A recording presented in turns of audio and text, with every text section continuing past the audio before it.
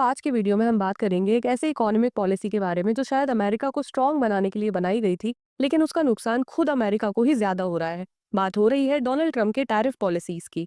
क्या टैरिफ सिर्फ China, India जैसे देशों को हर्ट करते हैं या ये यूएस इकोनॉमी को ज्यादा डिस्टर्ब कर रहे हैं? आइए इस टॉपिक को क्लियर फैक्ट और एग्जांपल्स के साथ समझते हैं। 2016 के बाद डोनाल्ड ट्रंप ने make America great again agenda के अंडर इंपोर्टेड गुड्स पर हाई टैरिफ लगाने स्टार्ट किए। टैरिफ्स का मतलब होता है इंपोर्ट ड्यूटी या टैक्स जो किसी फॉरेन प्रोडक्ट्स पर लगाए जाते हैं।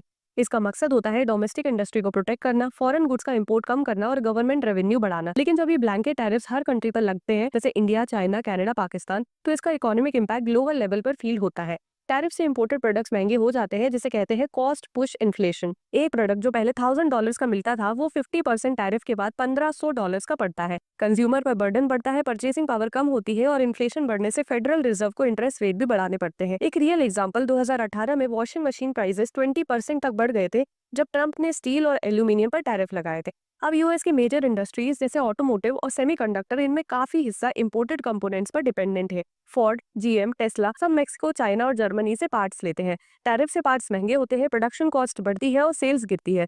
Results, lay off, job losses और कॉम्पिटिटिवनेस में डिक्लाइन। और एस्टिमेट है कि 2018 के टैरिफ के बाद 6.5 मिलियन जॉब्स खत्म हो गई थी यूएस में। जब यूएस टैरिफ लगाता है तो दूसरे देश भी रिटेलिएटरी टैरिफ लगाते हैं। इससे यूएस एक्सपोर्ट्स गिर जाते हैं। एग्जाम्पल, 2018-19 में चाइना ने सोयाबीन इंपोर्ट पर टैरिफ लगाए, जिससे यूएस फार्मर्स का एक्सपोर्ट 50% गिर गया और उन्हें सब्सिडी देनी पड़ी। अगर इंडिया और ईयू भी रिटेलिएशन करते हैं तो यूएस टेक, एरोस्पेस और फूड एक्सपोर्ट्स हर्ट होते हैं। अब आज की ग्लोबल इकोनॉमी में production multi country supply chain पर डिपेंडेंट है। टैरिफ से ये इंटरकनेक्टेड सिस्टम डिस्टर्ब होता है, कंपनीज को रीशोर करने का प्रेशर पड़ता है, लेकिन यूएस में हाई लेबर कॉस्ट की वजह से ये फीजिबल नहीं है। इंडिया पर भी कुछ इफेक्ट आता है, जैसे यूएस एक्सपोर्ट मार्केट में 3 to 3.5% ड्रॉप एक्सपेक्टेड है, अराउंड $10 बिलियन, और जीडीपी ग्रोथ पर 0.3 to 0.5% का नेगेटिव इम्पैक्ट हो सकता है।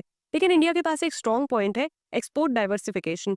इंडियन फर्म्स ने already middle east, Europe, ASEAN, Africa जैसे नए मार्केट्स को एक्सप्लोर करना स्टार्ट कर दिया है। और PLI scheme, make in India initiative से हम डोमेस्टिक प्रोडक्शन को स्ट्रॉन्ग कर रहे हैं। फार्मास्यूटिकल, इंडिया के generic drugs US health care को अफोर्डेबल बनाते हैं। टैरिफ से उनका कॉस्ट बढ़ेगा। ऑटोमेटिव पार्ट्स महंगे होने से यूएस व्हीकल प्राइस ऊपर जाएंगे।